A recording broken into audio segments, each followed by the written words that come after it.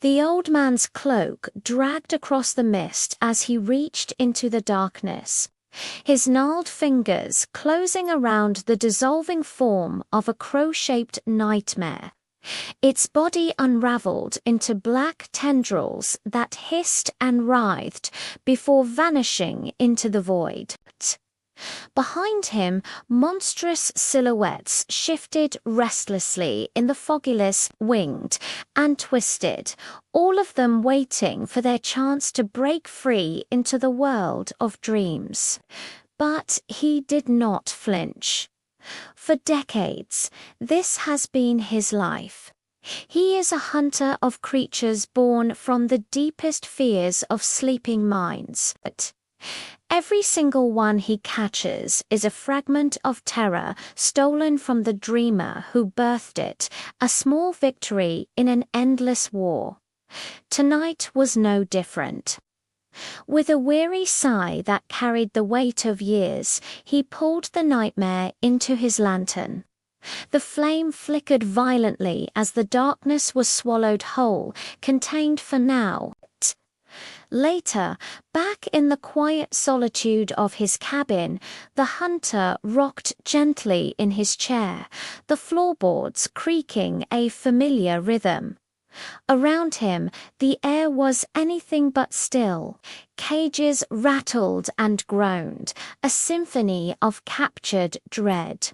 Inside, the nightmares stirred restlessly, a serpent with no eyes coiled endlessly upon itself. A feline shadow paced with silent, burning fury, and a skeletal horse scraped its bony wings against cold iron bars, a sound like scraping stone. The lanterns hanging from the wooden beams flickered, casting long, trembling shadows across the walls, making the room itself feel alive with menace. The old man's gaze lingered on the cages, his expression unreadable. He knew a truth that few could bear. He could never destroy them. Nightmares, you see, can only be caught, never truly killed.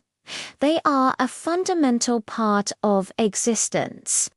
Given enough time, they would always seep back into the world, slipping through the cracks in the mist, through the restless sleep of humankind, finding new minds to haunt.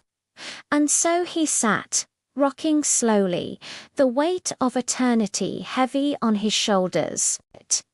He was a guardian of fear, but also a prisoner of his own sacred duty. From their cages, the nightmares whispered, their voices like rustling leaves and broken glass. They promised him freedom. They promised chaos. But the hunter only closed his eyes, shutting out their hollow temptations. He had learned long, long ago that control was not about achieving silence or victory. It was about maintaining balance. And until his very last breath, he would be the one to keep that balance. Thank you so much for watching. If you enjoyed this story and want to explore more worlds like this one, don't forget to like this video and subscribe to the channel. It really helps, and I can't wait to see you in the next one.